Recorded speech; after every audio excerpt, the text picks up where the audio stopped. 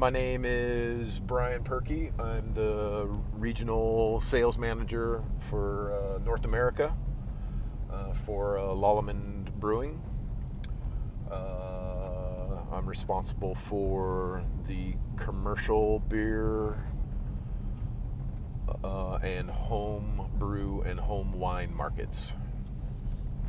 And I've been with the company for, 2.5 years or so.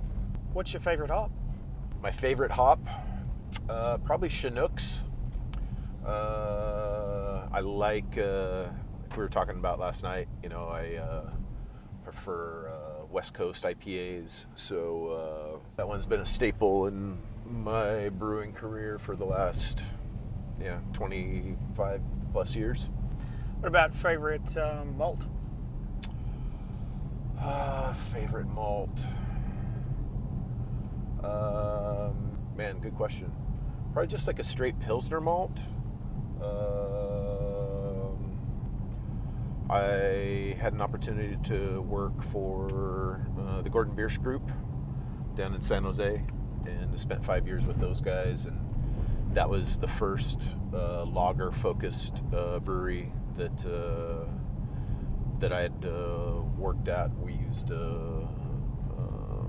Pilsner malt in damn near everything that we brewed. And then favorite yeast? Well, that one's a no-brainer. It would be our version of the 3711 from Yeast. So the French Saison, and our equivalent is the best. I love it because of, the fact that it's a diastaticus strain. Yeah. So it will, dry everything out. I use that strain exclusively in my ciders. You just go straight. Yeah, use it exclusively in my ciders. That kind of rustic, farmhousey character that you get, the touch of that phenol. Stay on the right-hand side. It lends itself so well to apples. Yeah, sweet. But Saison DuPont is one of my top 10 beers. I absolutely love that stuff. So that's my favorite strain. Probably can't ask you what your favorite brewery is because we support all the breweries. Yeah, but I do have an answer, and that is my local. Yeah. Solera, which is a block, down the street from where I live. My buddy Jason Kaler, who I've worked with since the Full Sail days. So I've known that guy for 20 years now. What do you think the biggest need in the industry is right now? Education. A lot of guys, and this one is this is a no-brainer. We all need more education. Even, somebody like us who have been doing this a long time. And the reason that we are continuing to do this is that the more you know, the more you understand that you don't know. Massively, yeah. And if you get to that point where you stop learning and you think that you know it all, and especially the industry, you might as well just get out. By nature, you have to be continually upping your game. And that requires, somebody to teach you how. We all got into this because somebody taught us how to do something, right? Yeah. Buddy was making a home brew. So I think that's the thing that's needed by the industry is we need to up the game on quality across the board. Not only in production of the beer, but the design of our beers as well. I think it's really lucky, us being technical in this technical role with Lallemand, is we get to go to so many breweries, so we learn a lot from just going to those breweries, but also we're very lucky that we have access to all the Siebel Education. Yeah, no, it's and then huge. They share that with us. Yep. No, it's huge. And I think that's going to be a big game changer for the industry. Since doing the all of the Siebel content that they've shared for us and made us like the alpha testers of it, I think it's going to be a huge asset to the industry. Well, and I really I'm really thankful and appreciative of the fact that they have gone through and broken apart their syllabus into the specialized lectures. I am and will always be a staunch advocate for vocational education. And that means that you got a guy working in the brewery, on the floor, and he needs to learn something about process, fluid dynamics, clarification and filtration, mash regimes. All that stuff is now available. This is so picturesque, by the way. It's amazing. Dude, it's gorgeous out here. Ah. So yeah, so New England, is famous for fall colors and the turning of the leaves. What do you think everyone is doing right or wrong in the industry right now? Well, what is right is the kind of continued participation of the community of brewers. There are very few industries where you get guys that will talk about the problems in their shop, blown batches, infections, staff, whatever it is. The community of brewers really, as a whole, shares information, education. It's one of the things I love about my job and the people that I get to work with. Wrong.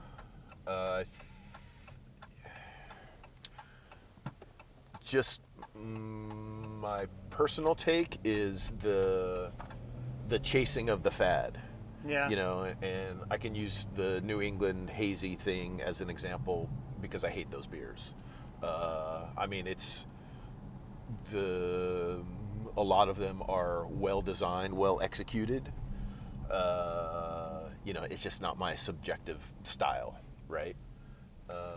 But the constant chasing of trends or the next shiny button or trying to one up or outdo or more, and we, here in the States, we suck at that as a whole, tradition and heritage and history, and say, no, we're going to do it how we want to do it, and which is great on innovation, but how many, maple bacon, jalapeno, imperial milds, can you come up with? So Your favorite beer style then? Well, my desert island beer would have to be the Hechschleckere Rauch beer from Bamberg. I love that beer.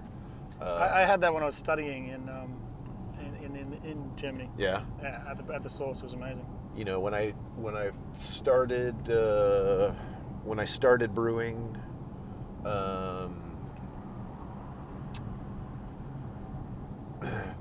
at Bridgeport, the lab manager, David Gillaboo, he had like the original pressing of Michael Jackson's World Guide to Beer, and and it was really one of my first exposures to just how big the brewing world is, how varied it is, by country, by region.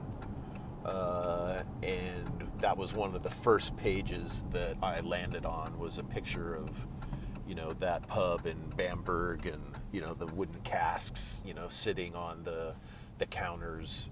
So that has, basically turned into my mecca. And anytime I'm over on that side of the planet, I try to make sure that I stop in for more than one pint. So you're totally against the trend, I guess. What do you think the next trend is going to be? Well, that was an eagle. That was awesome. Looking for a rabbit. I think it's that a step back from the the imperial extreme, everything in the kettle, a return to some of the traditional styles, specifically lagers and more sessionable examples of the stuff that we have out in the trade right now. Drinkable beers, approachable beers, balanced beers. I think that's what's coming up. And we can't kind of see it when we go out into the breweries now that there are more lagers and lighter offerings up on the board, and I think that's good for everybody. Not only is it good for the consumer, because having something that's a little more approachable, but also good for the publican, in the breweries. If you can move, 2 or 3 beers across the bar as opposed to 1 or 2,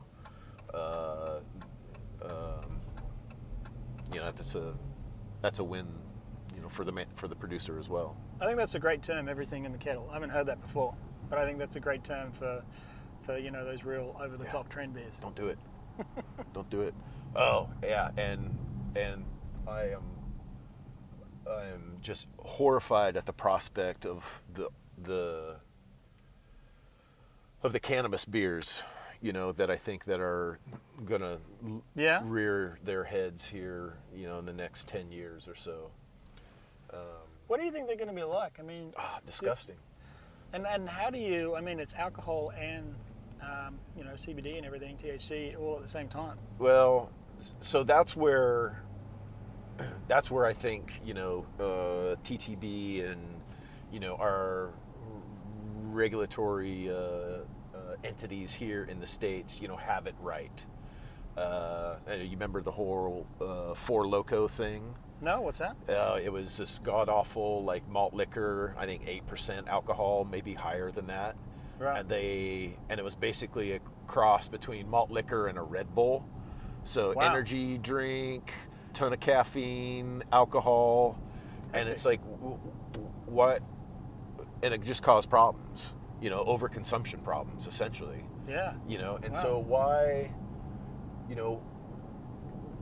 do we need some sort of delivery mechanism, beer in this case, to deliver alcohol, CBD, THC, whatever the other inebriant is?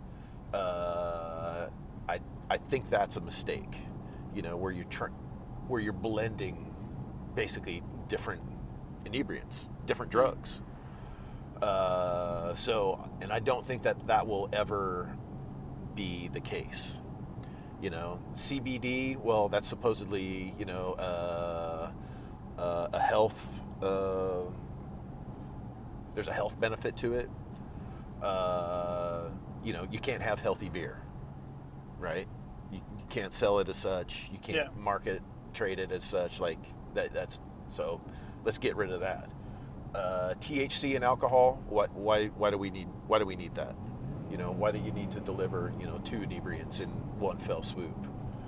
So the last thing is flavor, and that's where I think that there's actually potential. The guys at Lagunitas have done some work in